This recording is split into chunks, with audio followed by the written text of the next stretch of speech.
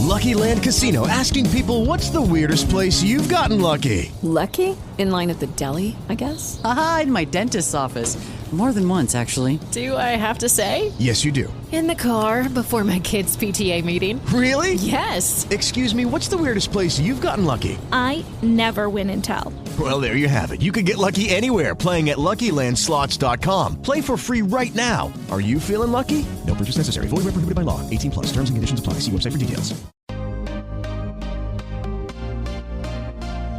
You're listening to Women Empowerment Wednesday. I am your host, Coach Latoya.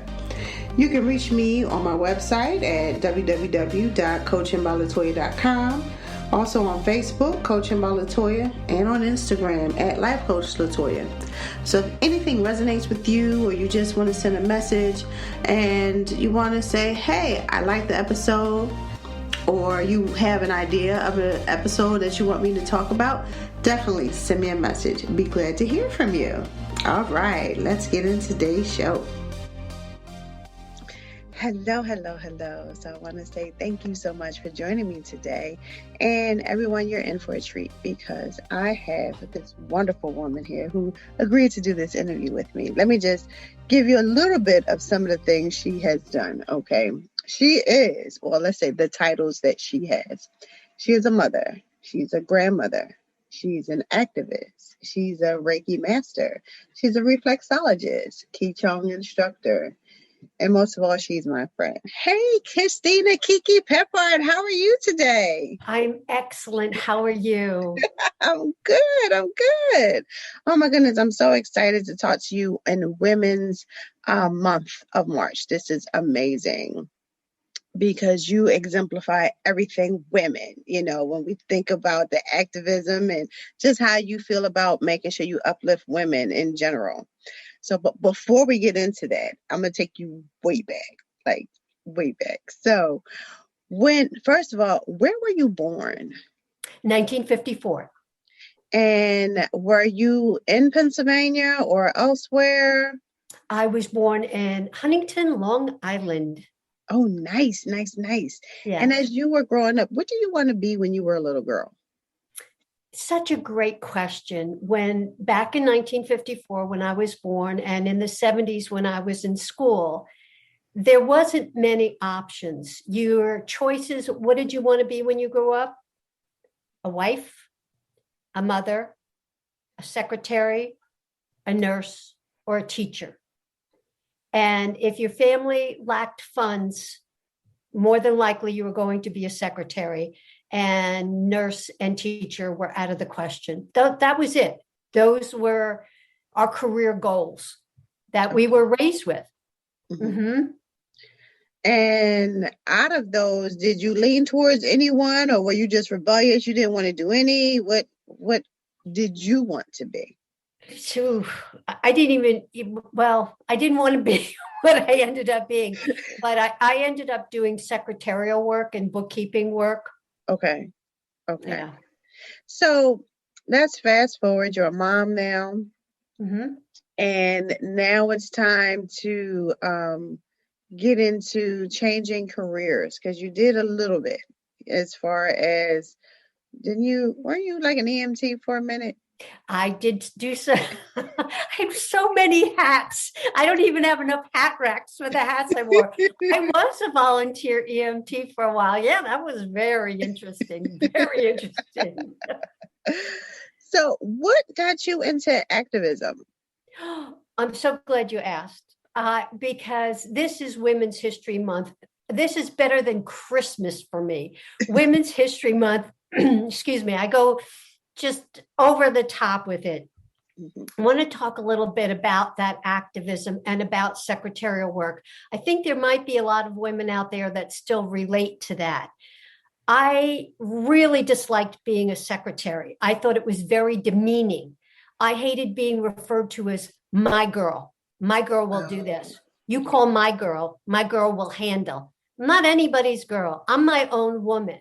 Right. And I also found that anything I wanted to do, no matter how intelligent I sounded, once they asked me, what do you do for a living? And I said I was a secretary, I was dismissed as a nobody, as a nothing. as brainless. And that was, I really, really disliked the way that I was treated in that regard. And so there came a time, and people will relate to it. So let's upgrade the title to administrative assistant. Oh, well, just a secretary with a fancy name. Women were still treated the same. They were still demeaned, etc. So working women's rights. So getting to that. So in 1994, I moved from Huntington, Long Island to Pennsylvania. I could not afford the taxes on Long Island anymore. I was a single parent. There's no way on my salary. I had a great job and I had a terrific boss, but I couldn't keep up with the bills. And my kids had health needs. And so I chose Pennsylvania to move to. And originally I thought this is going to be a perfect place. It's a beautiful place and a great place to raise my children until I went to look for a job. So when I went to go look for a job, the very first question asked of me in every single interview was, "Are you married?" And I'm like, "What?" They said, "Are you married?" This is a job interview. What kind of question is that? Mm-hmm. And here comes my cat on cue. On cue. So, and I said, and they said, and do you have children? And again, I'd say, wait a minute. Do you want to know if I can type? Do you want to know what my skills are? And basically they say, no, we just want to know if you're married or if you have children. And I said, and because, ready for this? Drum roll. We don't hire single women with kids. And I said, I beg your pardon. And they said, well, single women with kids take too much time off from work, so they're unreliable. Wow. Seriously, I said, you can't ask me that question. It's illegal. I know it was illegal in New York for sure. And they said, oh, yes, we can. It's legal to do this in Pennsylvania. I said, well, no, it's not acceptable. And right after that, they'd say, we're done. I said, we're done. I have references. I have excellent references. I have excellent skills. They said, no, you don't have a husband. You're done. 19 times in a row, Latoya, 19 times in a row, I was asked, first question, are you married? Do you have children? And so sometimes I knew I wasn't going to get the job. My dear cat, she must know you're on the line. So, you know, a lot of times I knew I wasn't going to get the job. And I was asked this of men and women. And I would ask the woman, I said, do you realize how discriminatory that is? They said, hey, it's still legal here. We can ask. And one man had the audacity, an attorney, to say to me, look at me, I get my posture. Your salary will depend on your marital status. And I said, what? And he said, yes. I said, he goes, if you don't have a husband, you're going to make less than your married coworker. Oh, I thought we had enough pay disparity between men and women. Now we have a pay disparity between married and single women. He goes, yeah, I don't want to get stuck paying for your childcare. Her husband will probably have benefits to take care of their children. You don't have that. So how more it does it gets even more mortifying than that. I was interviewing for a bookkeeping position. Mm-hmm. And he asked me, are you married? Do you have children? And I said, do you want to know if I can add? Do you want to know if I can balance my own checkbook? How much is your business worth? You know, a couple $1 million or whatever. I said, and all you're concerned about is if I'm married or if I have children? He says, oh, you'll be taking time off to meet the bus when there's early dismissal, or you would rather have the children stand outside and freeze. Okay. And I said, you know, just for kicks and giggles, how much would you be paying me to be responsible for your books, to pay your taxes for a several $1 million business? And he said, $6.25 an hour, $6.25 an hour. And I said, do you realize that puts me below the federal poverty level? And if I worked for you, you would be encouraging me to have to apply for benefits. He says, well, that's your problem. You should have kept your husband. I said, for your information, if I kept my husband, we would not be here having this conversation. He was a very abusive man who threatened my life, which is why I fled to Pennsylvania. But thank you for your interest in my private concerns. Oh, yeah. Oh, yeah. It just got worse and worse. And then when I was seeking help for it, I also got that attitude of, well, you're just a secretary. No, I'm just a person. Right. I'm not just a secretary. I'm a person. I'm a human being. I'm an intelligent human being. And I deserve respect. And I deserve respect when I interview for jobs. And this one woman, she was so demeaning. And she would just, ask me questions again, who cares for your kids? And, why are you not married? And going on and on. And I'm just sitting there and I'm just shaking my head. And I said, can you ask me something a little more professional? And she says, well, fine. I knew she was going to hire me. She goes, where do you see yourself in 5 years? I said, what's your job title? Oh. I couldn't help it. I couldn't help it, Latoya. What do you say at that point when you're constantly degraded? Now, all right. Interview number 20. I go in for an interview. Tell me about your skills. What are your strengths? What are your weaknesses? What do you excel at? What do you wish you knew more about to help you in your professional life? And I'm like, somebody pinched me. Am I back in New York? Right. I beat out 100 candidates. I got the job just based on my skills and my experiences. What does that say? Does that not speak volumes? Right. But if anybody else had bothered to ask me those questions before, well, in the meantime, I was forced on welfare because nobody would hire me. Not that I wasn't qualified, not that I didn't try, just because I didn't have a husband and I had children.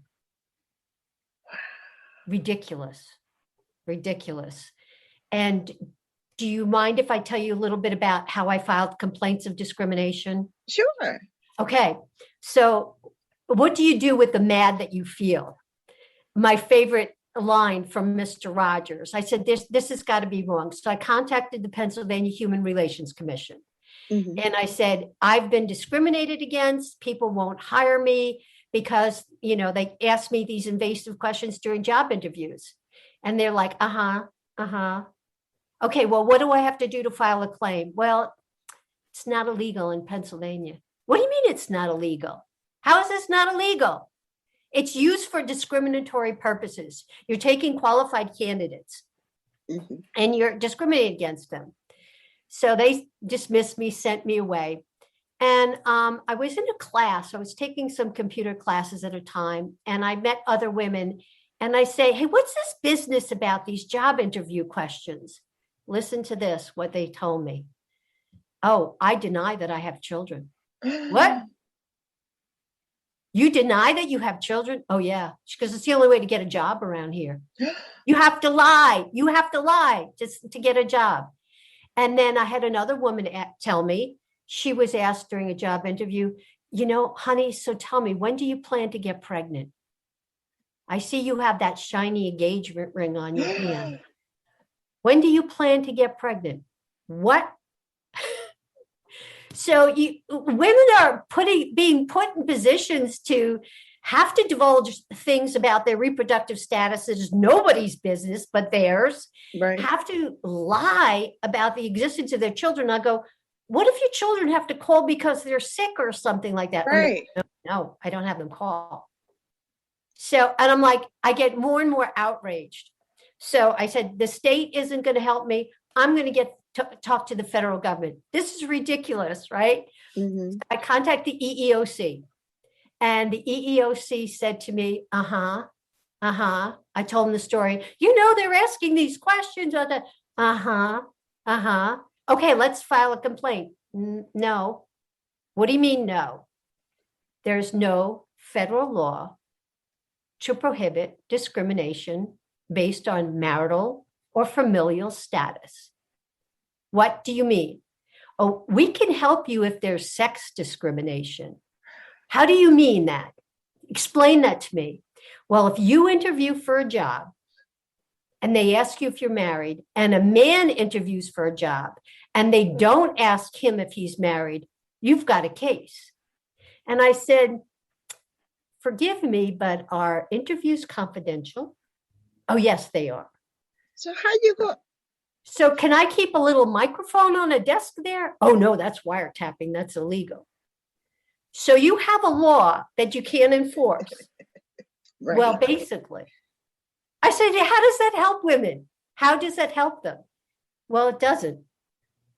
And so I went back to the Human Relations Commission. I said, federal law, I understand Trump's state law. We need to do something here. Oh, yeah, absolutely. You get a law changed to prohibit this practice, we'll enforce it. Okay, I can do that. Right. I can do that. I didn't know what an activist was until that minute.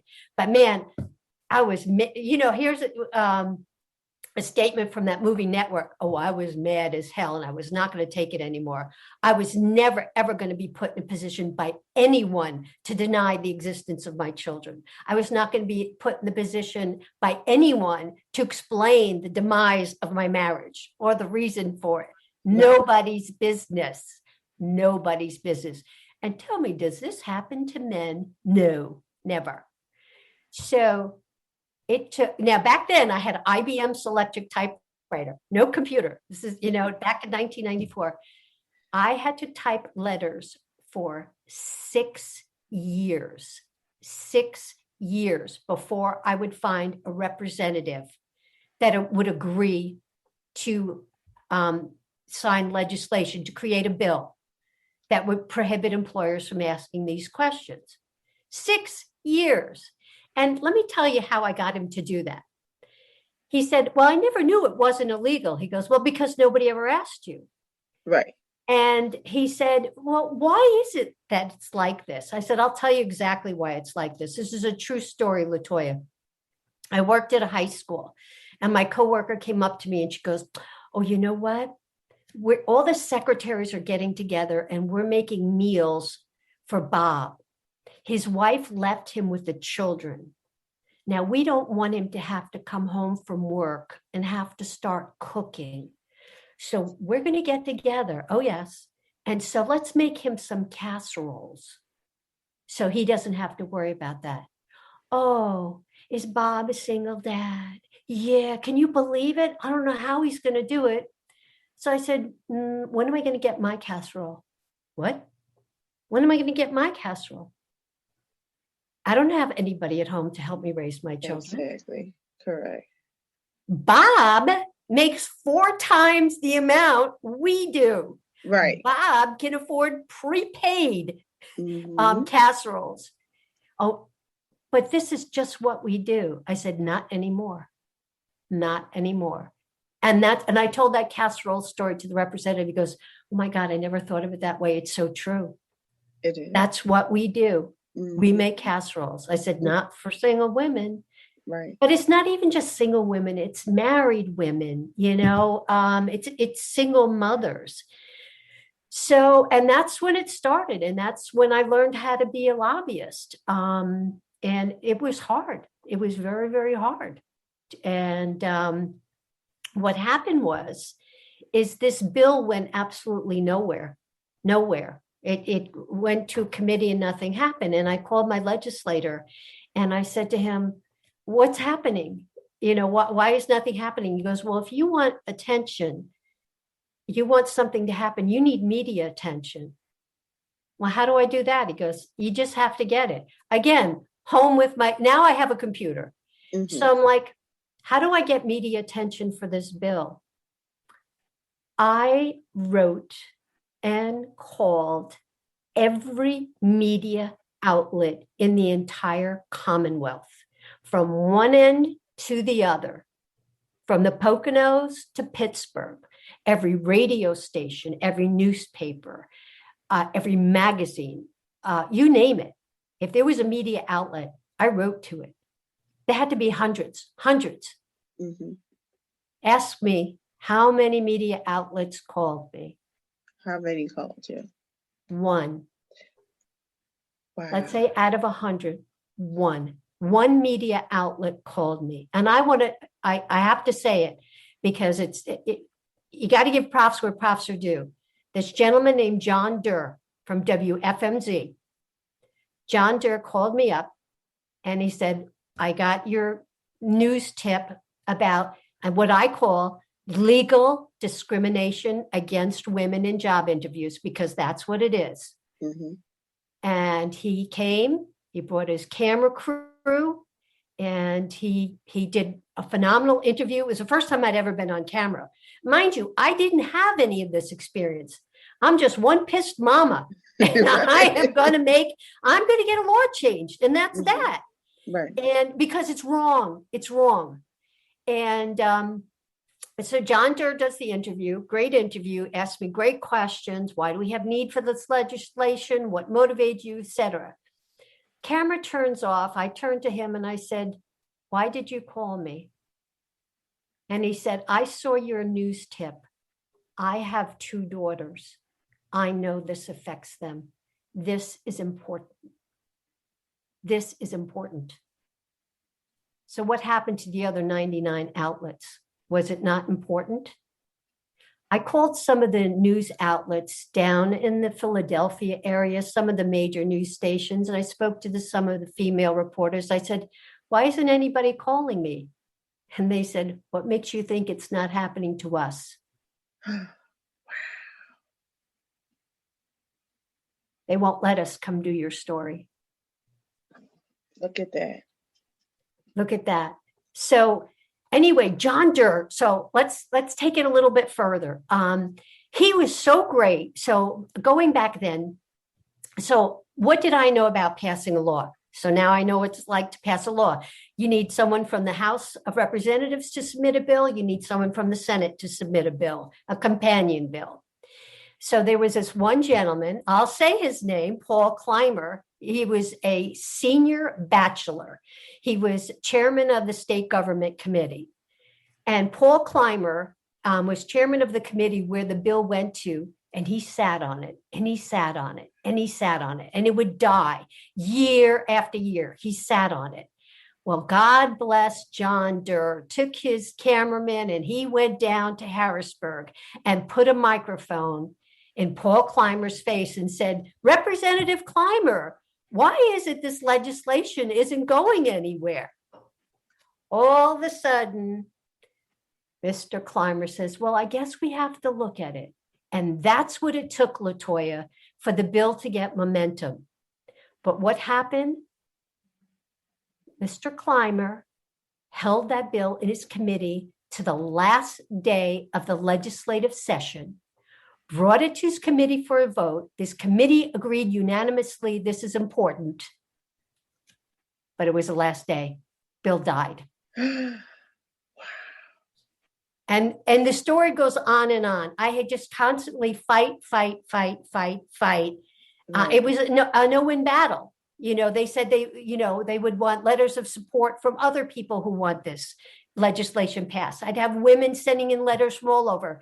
And then other representatives or senators would say, well, I just want to hear from my constituents.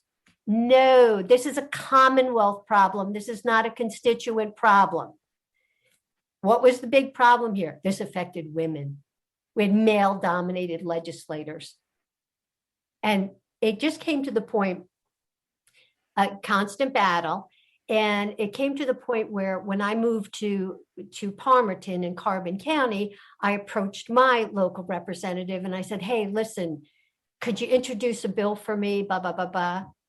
And, because this is going to prevent this legal form of discrimination. And he said, Ms. Peppard, not only will I not introduce this legislation, I will do everything in my powers to fight it if anybody does introduce it. And I said, excuse me. And he said, I don't believe in telling businesses what to do. I said to him, I'm not asking you to tell businesses what to do. I'm asking you to tell employers to stop humiliating us in job interviews. I'm asking you to have employers give us just a little bit of respect. Interview us for our skills, our education, our experience, and our background, not our marital status, and not whether or not we had children. That's our business. And he was like, no. And he has 2 daughters. He has 2 daughters. And I'm thinking, man, you should not be proud of yourself as a dad. You just failed. If you can't do, if John Dirk can recognize this is for my daughters, this is important. Right. He couldn't do that. So anyway, what happened was I finally reached a point. I tried to get this legislation passed for 20 years, 20 years, year after year, year after year. So I took 7 years off. I said, I have to stop. I'm not getting anywhere. It's so frustrating. And I finally got to the point where I got old enough that I didn't look like I was of childbearing age. And he was going to ask me those questions, although I was waiting for them because I had an answer. And so this Women's History Month, March, again, this is my Christmas. I said, it's time. There are more women in the Senate. There are more women in the House of Representatives than there ever was in my lifetime. I said, I'm doing this again. I'm doing this again. Women need this. We need it now. So I am thrilled to tell you that now is a bad time to be an activist during COVID. Right.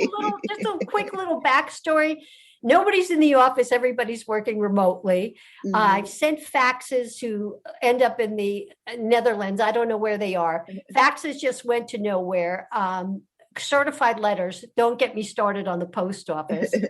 And I send email campaigns. Now, know this. I have written to every female senator in Pennsylvania. I have written to every female representative in the House of Representatives.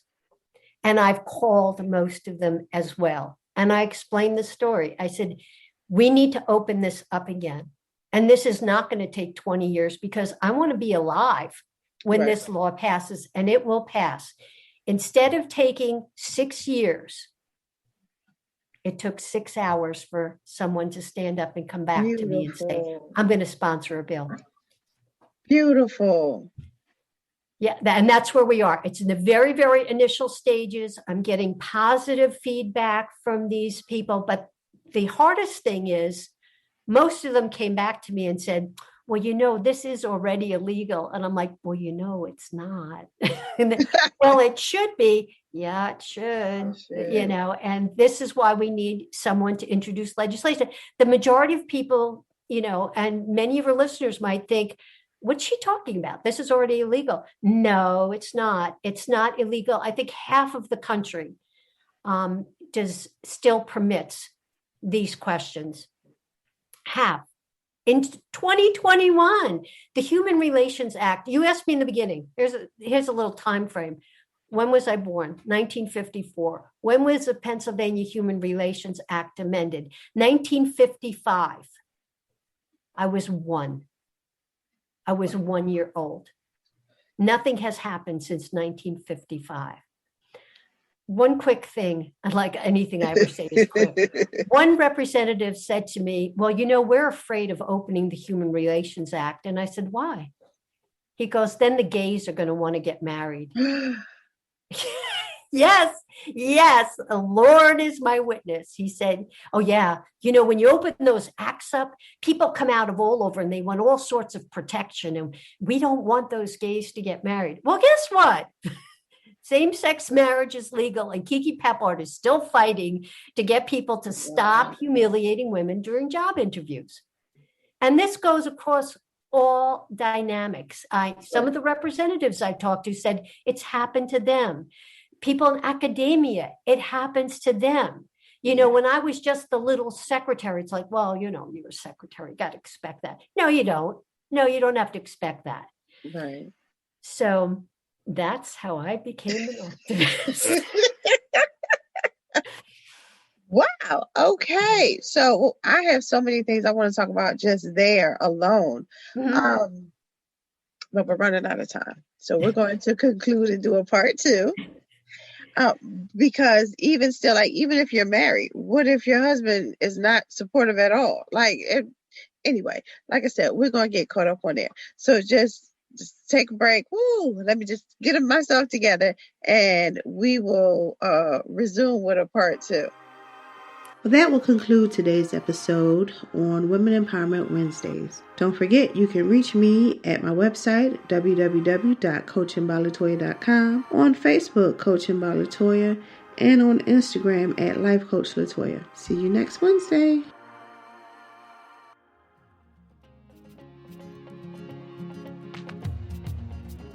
Loved what you've heard on this week's episode? Well, the answer is simple. It would mean the world to us if you could head over to iTunes and leave us a 5-star review and feedback.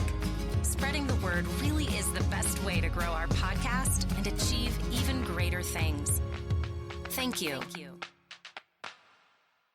Lucky Land Casino, asking people, what's the weirdest place you've gotten lucky? Lucky? In line at the deli, I guess? Aha, in my dentist's office. More than once, actually. Do I have to say? Yes, you do. In the car before my kids' PTA meeting. Really? Yes. Excuse me, what's the weirdest place you've gotten lucky? I never win and tell. Well, there you have it. You can get lucky anywhere, playing at LuckyLandSlots.com. Play for free right now. Are you feeling lucky? No purchase necessary. Void where prohibited by law. 18+. Terms and conditions apply. See website for details.